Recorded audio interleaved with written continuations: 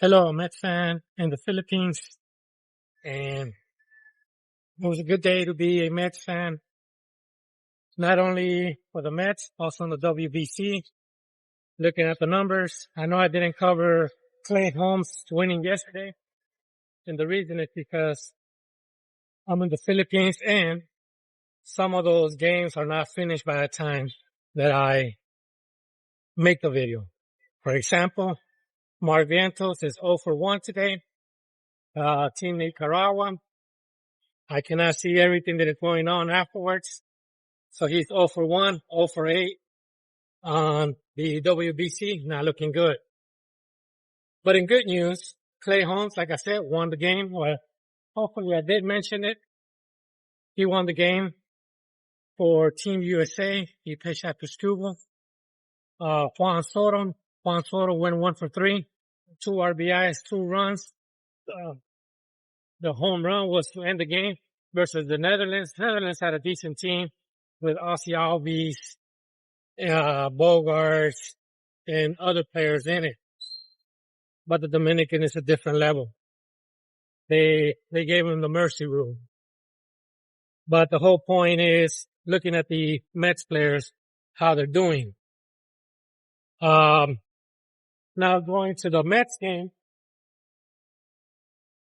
look at the way everything, unfolded against the Yankees. They won. Once again, I'm looking at certain players. I did look at, Benge, and I looked at Ewing, the 2 prospects. There's also another one, which I'm going to cover afterwards. But Ewing, he's batting .357 in spring training, 1 for 3. And like I said, I really like him.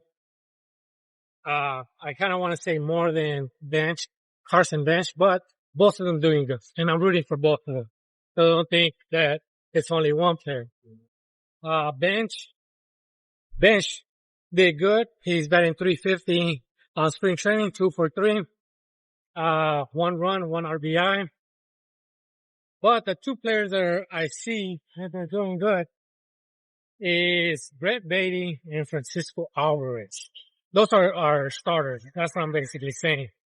With, Beatty, a 1 for 2 batting .400, which is pretty good.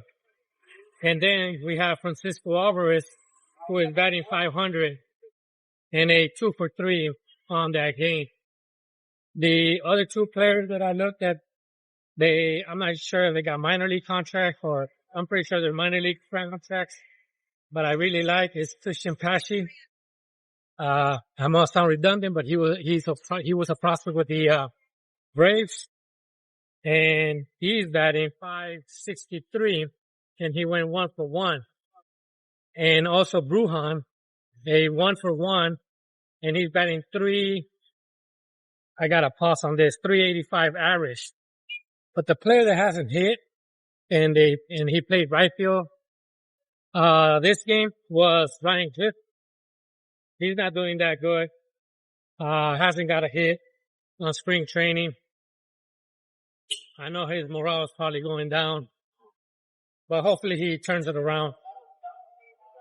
I know he was mentioned a lot on first base, but he played right field. Basically, they're trying to put an emphasis on the right field on who they could put in there. Maybe not only for next year, but for the future. Cause we have Melendez, we have Talkman, we have Benge, we have Beatty playing in right field. And then now we have, Ryan Clifford as well playing in right field. Now, when the starters, there was a few relievers, but none that popped out, but Peralta 4 strikeouts in 3 innings. He did allow 3 hits and 1 walk. And like I mentioned, I believe I did mention it. I thought he was going to be playing for Team Dominican, but he's on Team Mets right now. Hold on, I gotta cross here gently because these guys have no mercy on me. Even though it's a walking pedestrian, a pedestrian for walking. But those are the numbers that I got for the Mets. There's probably other players playing in other teams, McLean hasn't pitched for the Team USA. I want to see how he does. And if he plays after the first 4 games and they advance, they're playing a harder opponent. That's what I'm looking at, and see how he does against harder opponent. Now, if he pitches against the Dominican at one point, then that game has to be seen, because that means that he's pitching against almost a lot of all-stars. You gotta be precautious here on the walk.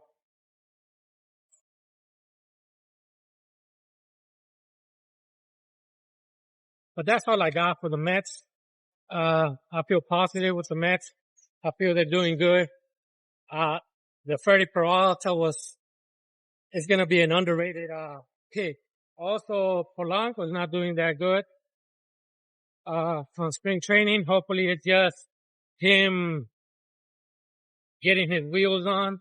Reese Roberts, I heard that in Port St. Lucie, or I forgot what team, he hit a home run.